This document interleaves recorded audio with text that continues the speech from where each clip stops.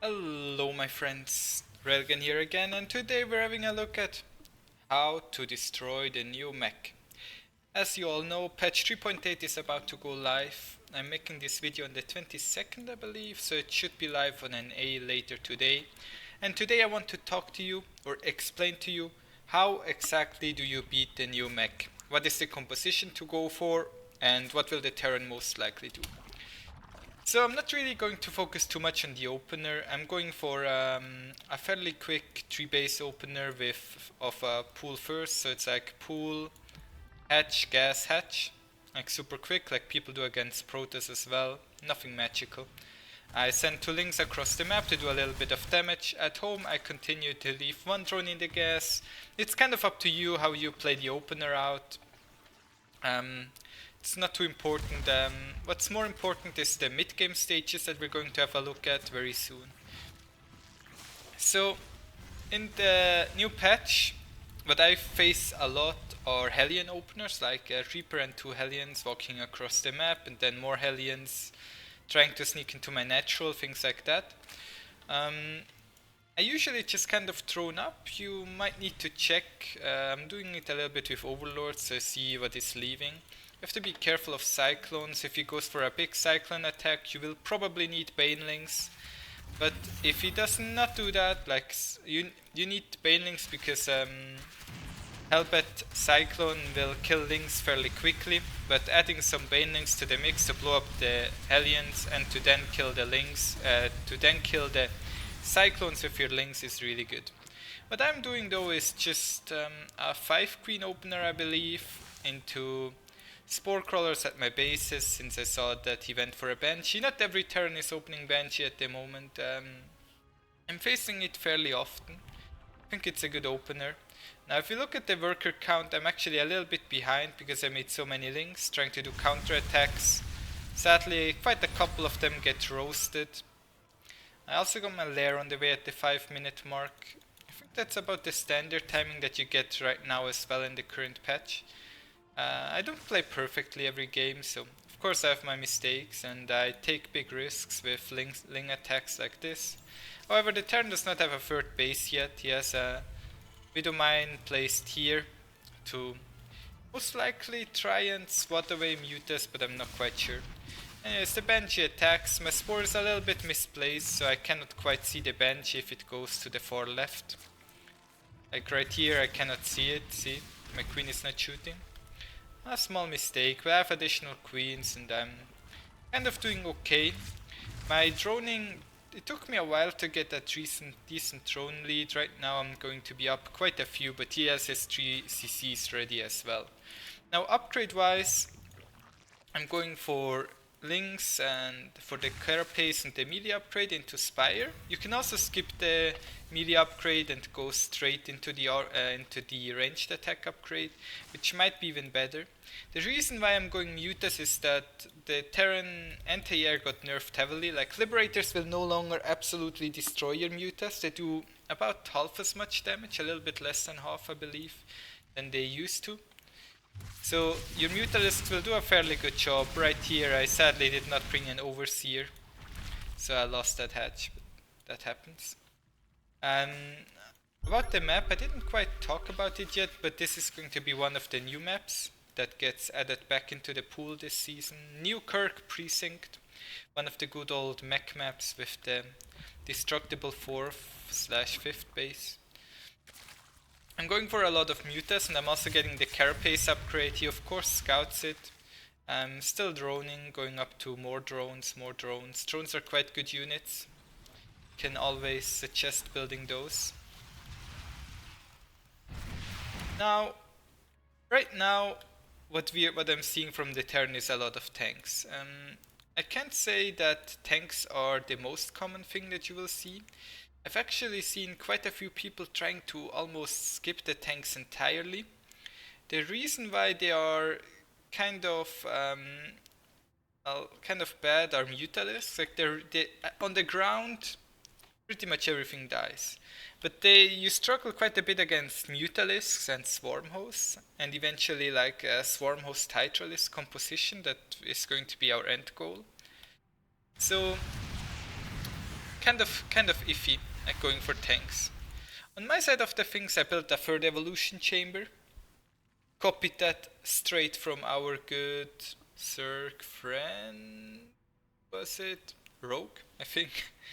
Yeah. I don't have any banelings ready, sadly. I have the baneling speed, but I was being greedy. Also building, what am I building here?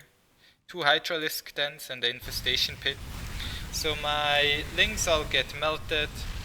And this base, I think this base is actually going to fall here. But I made a backup base anyway, so it was just a really bad move. And if you look at the supply, you will be able to tell that I'm quite a bit behind right now. But I do have this base down here, and I have decent creep spread, which will make it a lot easier for me to engage onto the Terran. The Terran, by the way, is a GM Terran. I think pretty low GM on Europe, but at the very least a GM. Now, the reason why we get the 2 Hydralisk dens are the double upgrades that I think I'm going to start soon. Yeah, here they go. Range and movement speed down here. Now, I'm still flying a bit around with my Mutalisks. I don't really expect to do too much damage. As you can tell, he built a lot of Thors and Vikings to actually deal with my Mutalisks, and Vikings, not necessarily the best unit against units that are not called Mutalisk. I'm just trying to do a little bit of damage wherever I can. Kill all the buildings. Thors got buffed a little bit, so they do more splash damage, I think. The splash range got increased, so the radius of the explosion of the shots. So they are very good against mutas once again. I mean, they always have been, but the Liberator kind of overtook their role. Now here are the little buddies that got buffed as well, the swarm hosts. So we are going to try and make use of these guys. As the locusts fly on in, they're pretty decent. Like, they can kill tanks, and it makes it really hard for the Terran to trade favorably against them. It's so easy to do a little bit of damage with them. Additionally, while I was harassing him with the mutas here again, which all died, I managed to take out a tank or 2. The Terran feels comfortable to try and attack, but we already have a Swarmhost Sling Hydra Baneling composition and we're maxed. So what happens if our 2 armies collide? That's the interesting question, right? Don't really have too many Hydras yet. I do have a couple. How many do I have? I have like 4, 7. So here go, the Ling Banelings go in, crush most of the Helvets. Then the Locusts fly in, the Queens and Hydras take care of his air units. The ground army falls to the Swarm hosts. The Terran gets cleaned up. And well, I mean, the game is pretty much over here, so we're going to have a little bit more fun with our units. The rest of the game, I'm going Mass Hydra right now. As you can tell, I immediately remaxed. I have this space, I have this space. I'm just kind of mass expanding. The Swarmhosts are actually insane. Like, they go in, and then they're like, kill the tank. They are just killing things. One more thing that is really...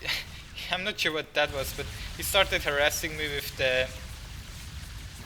battlecruiser flybys. Obviously didn't go quite as he had planned. I think it was a pretty big mistake of him to try and attack into me. He should have probably just turtled, and that could have gone a lot better. If he attacks into me as aggressive as he is right now, then things are looking quite tough. He is doing a bit of damage by attacking me everywhere. I'm continuing to put on pressure on him. The next step after the Hydra Swarm host is that you get the Vipers to finally completely clean out, to finally close out the game. What you saw right there was that the Hydralisks actually outranged the Planetaries, so Hydralisks have more range than Planetaries, and Planetaries can no longer shoot. The battle cruisers right there didn't die, but they actually teleported away, but down here. However, the game is over, and we have crushed the mech with a Ling, with a Mutalisk opener, to force the Terran to build anti-air units, and we then made the switch into Ling, Hydra, Baneling Swarm host. Raidlings killed the Hellbats. Things kind of took a bit of attention away, and then the swarm hosts flew on in, blew everything up, and the Hydralisks came and cleaned out all the Banshees, all the air units, eventually even the battle cruisers, which did not have any upgrades, which is why they were so bad. They're not bad units, just bad units if you are behind in upgrades. So thank you all very much for watching, and I hope I'll see you guys tomorrow. Bye!